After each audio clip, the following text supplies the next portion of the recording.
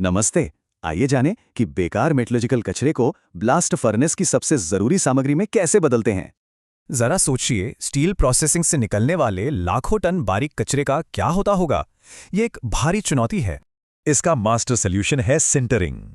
ये प्रक्रिया इस बारीक कचरे को ठोस और छिद्रयुक्त टुकड़ों में बदल देती है। तो शुरुआत होती है कच्चे कचरे को प्रोपोर्शनिंग बिन से निकालकर मूविंग पैलेट्स तक पहुंचाने से।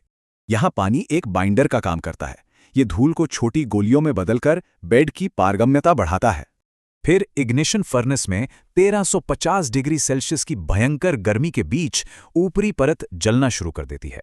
इस जलती हुई गर्मी को नीचे जाली तक खींचने के लिए बहुत ही शक्तिशाली एग्जॉस्ट फैन लगातार काम करते हैं। यहाँ अलग अलग तापमान क्षेत्र मौजूद हैं, जहाँ कई अहम रासायनिक और थर्मल प्रतिक्रियाएं एक साथ तेजी से होती हैं। जैसे ही दहन क्षेत्र नीचे खिसकता है, तीव्र गर्मी से कच्चे माल का रासायनिक रूप पूरी तरह बदल जाता है। मशीन के अंत में 400 डिग्री का एग्जॉस्ट तापमान, जिसे BTP कहते हैं, सिंटरिंग पूरी होने का पक्का संकेत है। इसके तुरंत बाद तैयार लाल गर्म सिंटर केक को तोड़ा जाता है और पंखों से 80 डिग्री तक ठंडा करते हैं। ब्लास्ट फर्नेस के लिए 5 से 40 मिलीमीटर का आकार परफेक्ट है। इससे छोटे टुकड़ों को वापस भेज देते हैं।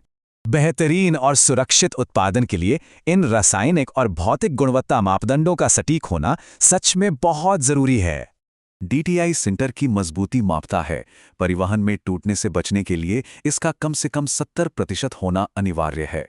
वहीं RDI कम तापमान पर गिरावट को मापता है। बेहतरीन गुणवत्ता के लिए इसे 30% से नीचे रखना चाहिए। इस शानदार रिसाइक्लिंग से न सिर्फ कमाल की औद्योगिक दक्षता आती है, बल्कि महंगे कोक की भी बचत होती है।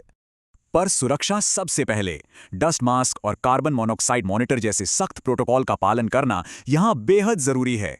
सोचिए, अगर एक उद्योग अपने कचरे को ही बेशकीमती संसाधन बना सकता है, तो आगे और क्या क्या मुमकिन है।